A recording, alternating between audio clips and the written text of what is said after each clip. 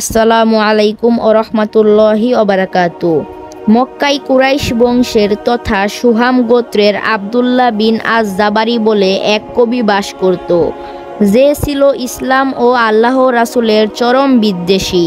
মক্কা বিজয়ের পর আবদুল্লাহ ভীত হয়ে নাজরানে পালিয়ে যায়। সে সময় ইসলাম বিরোধী চক্রের কাছে কবিতা ও পদ্য খুবই গুরুত্বপূর্ণ ছিল।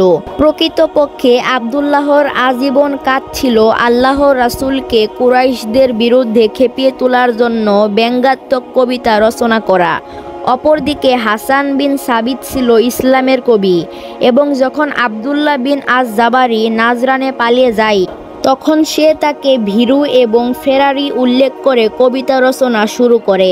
তার কবিতা ছিল দীর্ঘ, কিন্তু আপনাদের উদ্দেশ্যে কেবল একটি মাত্র ছত্র পেশ করছি।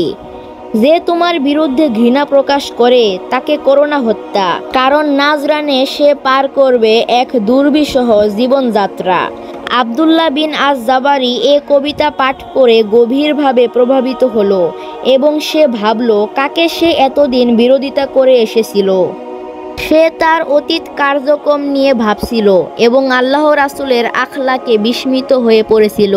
দেখা গেল আল্লাহ আবদুল্লাহ বিন আজ জাবারিকে পরিশুদ্ধ করতে চাইছিলেন এবং তাকে দ্বীনের পথে পরিচালিত করতে চাইছিলেন। অবশ্য তারও আগে আবদুল্লাহ ইসলামে দীক্ষিত হবার এবং মক্কায় ফিরে যাবার পরিকল্পনা করছিল। মক্কায় আগমন করে সে সোজা আল্লাহ রাসুলের কাছে গমন করে এবং অতীত ক্রিয়াকর্মের জন্য তওবা করে। ইসলামের বিরুদ্ধে তার অতীত অবস্থানের জন্য সে আল্লাহ রাসুলের কাছে ক্ষমা ভিক্ষা করে। এখন দেখুন আল্লাহ রাসুল তার নতুন সাহাবীর সাথে কী ধরনের আচরণ করে।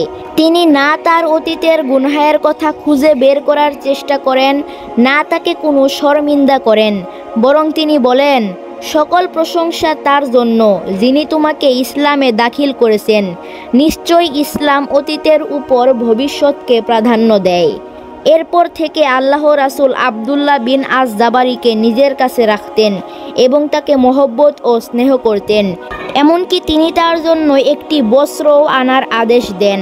ঐতিহাসিকরা এ মর্মে ঐকমত্য পোষণ করেন যে আবদুল্লাহ বিন আজ জাবারি আল্লাহ রাসুলের আখলাকে এতই মুগ্ধ হয়েছিল যে তিনি আল্লাহ রাসুলের শানে বহু কবিতা রচনা করে এবং তার অতীত কাজের জন্য অনুশোচনা করতে থাকেন। ইমাম আল কুরতুবী বলেন, তিনি একজন পথিত যশা কবি, যে আল্লাহ রাসুল সাল্লাল্লাহু আলাইহি ওয়াসাল্লামের ব্যাপক স্তুতি করে কাফের জীবনে কৃত পাপের কাফফারা দিতে চেয়েছিলেন। আসসালামু আলাইকুম ও রহমতুল্লাহি ওবারাকাতু।